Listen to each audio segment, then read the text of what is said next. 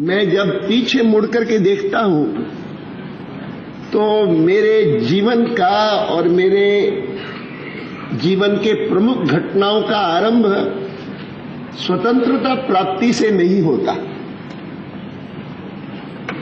अंग्रेज का शासन मैंने देखा और वो जीवन के आरंभिक 20 वर्ष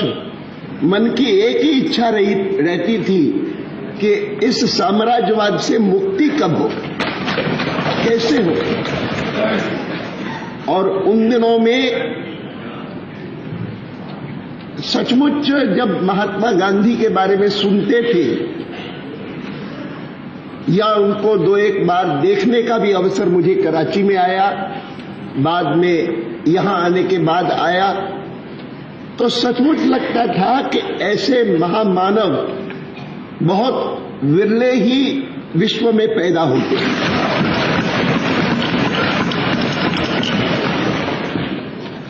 और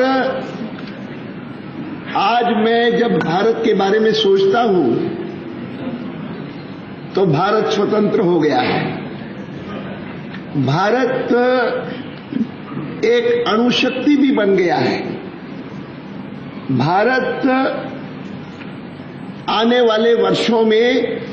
एक विश्व शक्ति बन जाएगा, इसमें भी लोगों को संदेह नहीं। लेकिन यह सब विशेषताएं होते हुए भी मुझसे कोई आज अगर पूछता है कि सबसे बड़ी विशेषता कौन सी है कि जो अंग्रेज से मुक्ति पाने के बाद, स्वतंत्र होने के बाद भारत में संविधान बनने के बाद और आज संसद का पहला दिन से लेकर के 60 वर्ष बीत जाने के बाद सबसे बड़ी उपलब्धि आप किसे मानेंगे? तो मैं कहूंगा जिस कारण से आज हम ये दिन मना रहे हैं कि भारत एक महान और सफल लोकतंत्र बना है, इस उपलब्धि को मैं सबसे बड़ी उपलब्धि मानता हूं। उन दिनों में कोई देखे कि जब भारत ने 1950 में लोकतंत्र अपनाया तो विदेशी विद्वानों ने कैसी कैसी टिप्पणियां की कि यह देश लोकतंत्रीय देश बनेगा। और मैं किसी को कोट नहीं करता हूं, लेकिन वहां के बड़े बड़े विद्वानों ने भी कहा कि जिस देश में करोड़ों लोग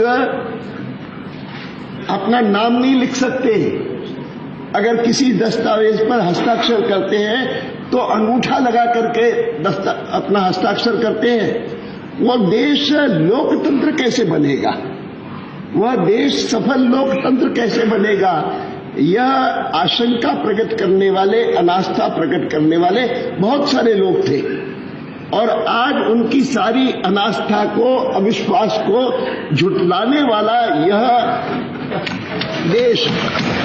गर्व के साथ कह सकता है कि हमने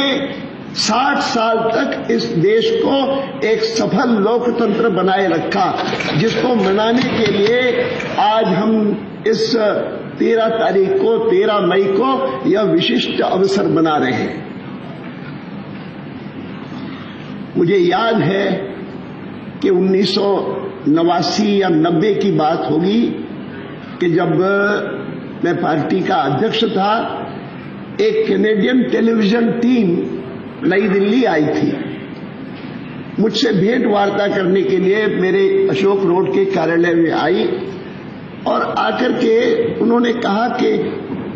आपका इतना अनुभव है भारत के लोकतंत्र का, स्वतंत्रता प्राप्ति से लेकर के आज तक का, हम आपसे जानना चाहते हैं कि जहां दुनिया भर में जो भी विकासशील देश थे और उन्होंने साम्राज्यवाद से मुक्ति पाने के बाद लोकतंत्र अपनाया,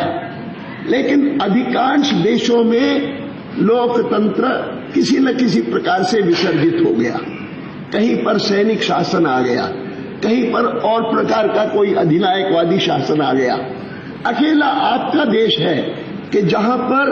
यह आज भी सजीव है, आज भी सफल है और आज भी भविष्य अपना उसके आधार पर भी करने का निश्चय रखता है, संकल्प करता है। क्या कारण है? मैंने कहा मैं सोचता हूं तो मुझे एक ही बात सूझती है, और वो ये सूझती है कि लोकतंत्र की सफलता के लिए सबसे बड़ा कोई गुण चाहिए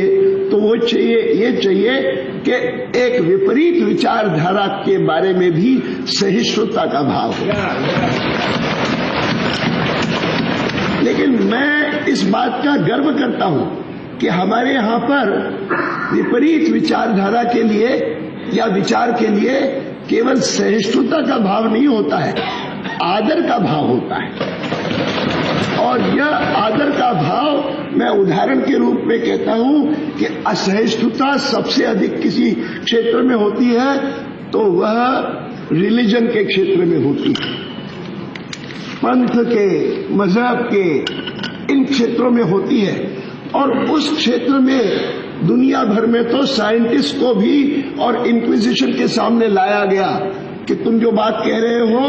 वो धर्म ग्रंथ में नहीं लिखी है, इसीलिए तुम्हारा ट्रायल होगा। हिंदुस्तान में ट्रायल तो छोड़िए, एक ऐसा विचारक था जिस विचारक ने कहा कि ये जो आपको कहते हैं कि अच्छा आचरण करो तो अगले जन्म में उसका तुमको पुण्य मिलेगा, ये पंडित बेकार बात करते हैं, आप फिक्र मत करो उनकी, और आप खूब खाओ पियो मौज करो, ईट ड्रिंक एंड मेक मेरी।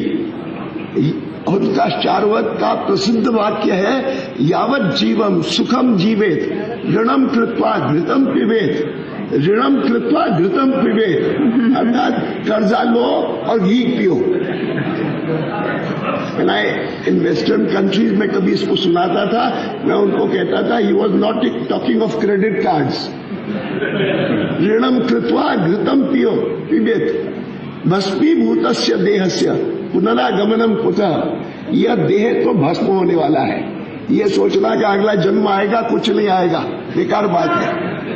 और यह कहने वाला चार्वाक, उसको इंक्विजिशन के सामने नहीं खड़ा किया, उसको ऋषि चार्वाक कहा, अर्थात सहिष्णुता नहीं लेकिन आदर का भाव। जब पंथ के, मजहब के क्षेत्र में